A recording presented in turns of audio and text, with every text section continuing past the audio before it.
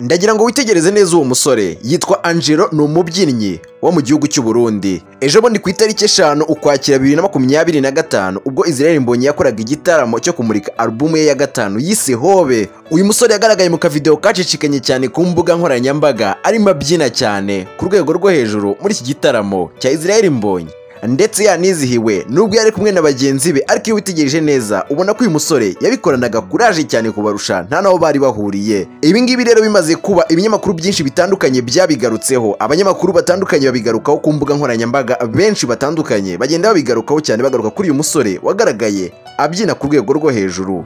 Nyuma yaho rero baza kugira gutya aka kavideo bakereka Israel Mbonyi, nawe kamukora ku mutima, ndetse Angelo n'aba basore bari bari kumwe abemerera impano idasanzwe. Ndagira ngo tubanze twibutsa aka kavideo, ubundi byose tubirebere hamwe mu nkuru yacu.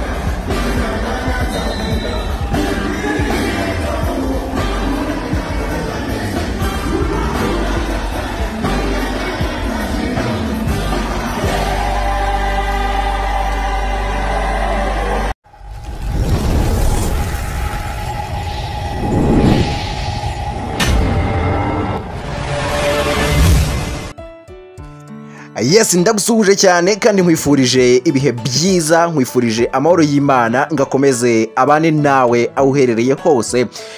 Nizere ko umeze neza cyane, nizere ko ibintu bikomeje kugenda neza cyane. Nk'ibisanzwe rero hano kuri Adimount New tugenda tuganira amwe mu makuru abakomeje kugenda ashishikana ku mbuga nkoranyambaga nyinshi zitandukanye, amakuru abakomeje kugenda agarukaho n'ibinyamakuru byinshi bitandukanye. Ibyo ngenda gutegurira nyuma nkabizana tukabiganiraho umunsi ku wundi. Hanyuma ngira ngo uri kubyibonera muri screen yawe, uwo musore Angelo ni umusore w'umuhanga cyane mu kubyina, ariko akantu nabashije kumubonaho k'umwihariko we yibyina indirimbo za gospel gusa, akenshi nizo yibandaho. Nta ndirimbo nigeze mbona ya secular music ari kubyina. Nagerageje indirimbo nyinshi nagerageje kugenda mbona yagiye abyina ni indirimbo za gospel gusa, izaba Vestine na Dorcas, indirimbo nyinshi zigiye zitandukanye zo kuramya no guhimbaza Imana. Rwose arazibyina, ariko akazibyina mu mbyino zigezweho, ariko ari indirimbo zo kuramya no guhimbaza Imana.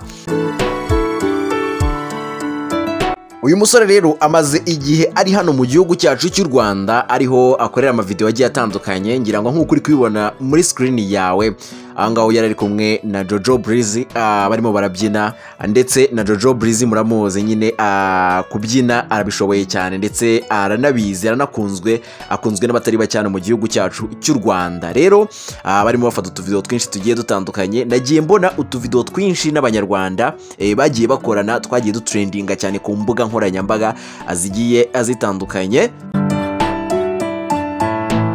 uko uragenda ubibona muri screen yawe uraza kugenda ubyibonera, ntabwo ari ngombwa byose ngo ngende mvuga abo bagiye babyinana bose bagiye batandukanye, gusa ababyinnyi bakomeye hano mu gihugu cyacu cy'u Rwanda bamaze gukorana utuvideo twinshi dutandukanye badupostinga ku mbuga nkoranyambaga zabo. Nkuko nabivuze nti rero uyu musore abyina cyane cyane indirimbo zo kuramya no guhimbaza Imana, nizo nabashije kubona. Niba hari n'izindi nazo muraza kugenda mumbwira hasi muri comment, ariko ku bushakashatsi bwanjye nakoze nagiye musura ku mbuga nkoranyambaga zitandukanye, mbona n'indirimbo zo kuramya no guhimbaza Imana ariko akazibyina mu njyana zigezweho. Ntekereza ko ari n'umwihariko ukomeye kugira ngo uzabone ababyinnyi hano mu gihugu cyacu cy'u Rwanda babyina zino mbyino zigezweho, hanyuma ari indirimbo zo kuramya no guhimbaza Imana ntabwo bikunze kuboneka.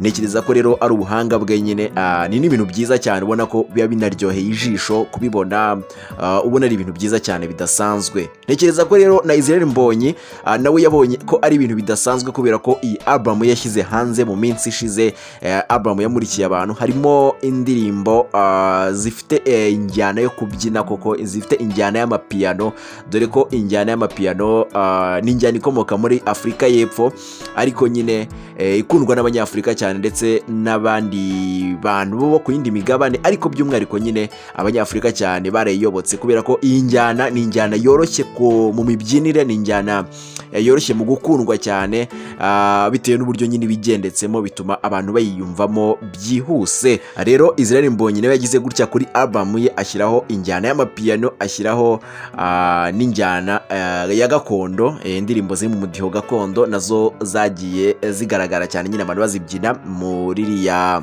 album launch ye. Abantu rero barazibyinye cyane ndetse baranizihirwa. Hanyuma rero ku mbuga nkoranyambaga nyine haza gutrendinga cyane cyane ako ka video k'uyu musore arimo abyina cyane ku rwego rwo hejuru.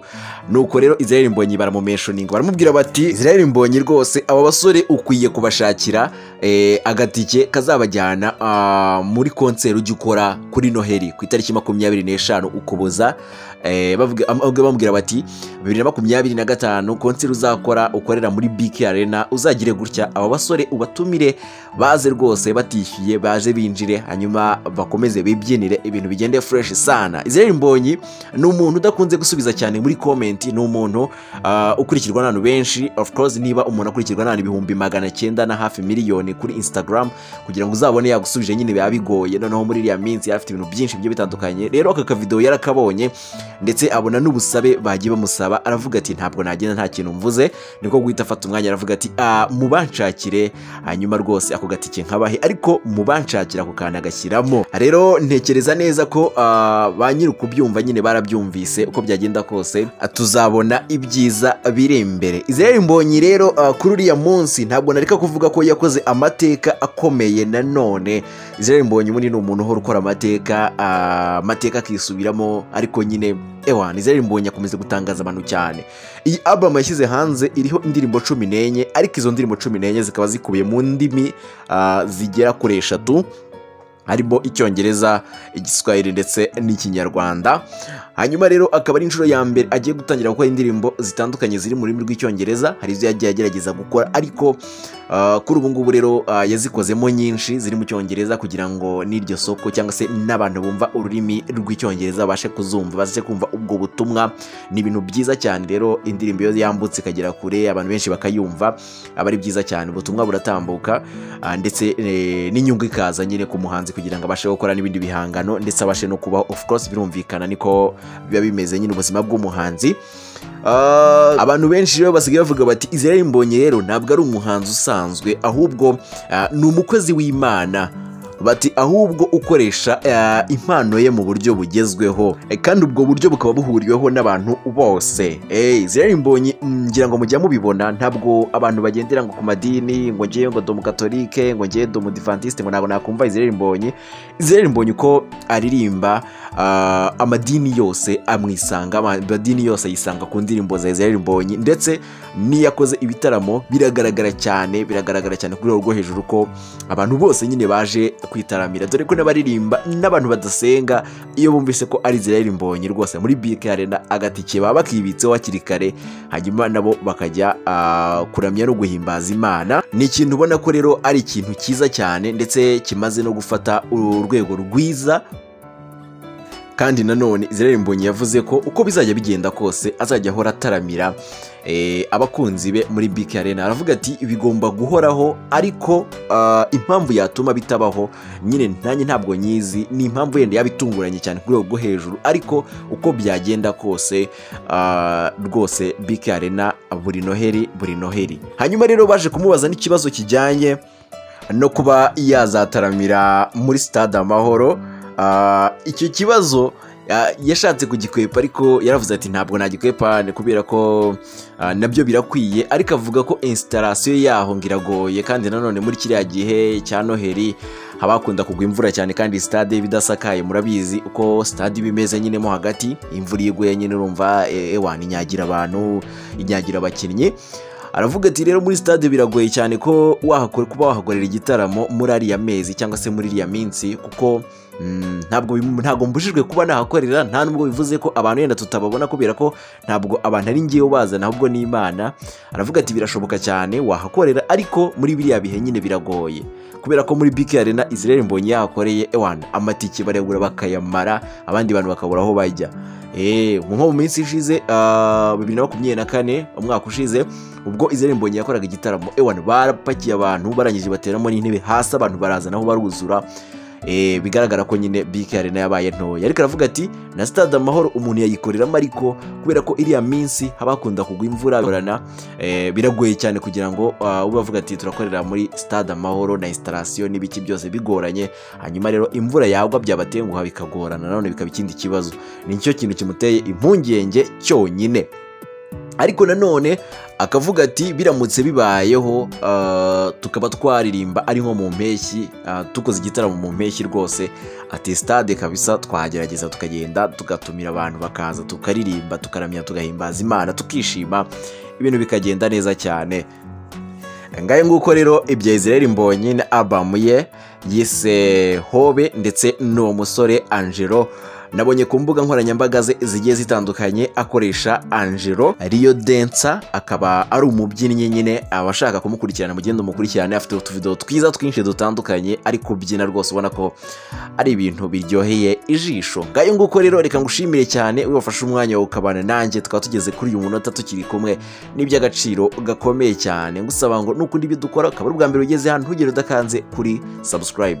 Reka duhurire mu bindi biganiro bigiye bitandukanye. Ciao ciao, ndabakunda cyane, Imana ibarinde.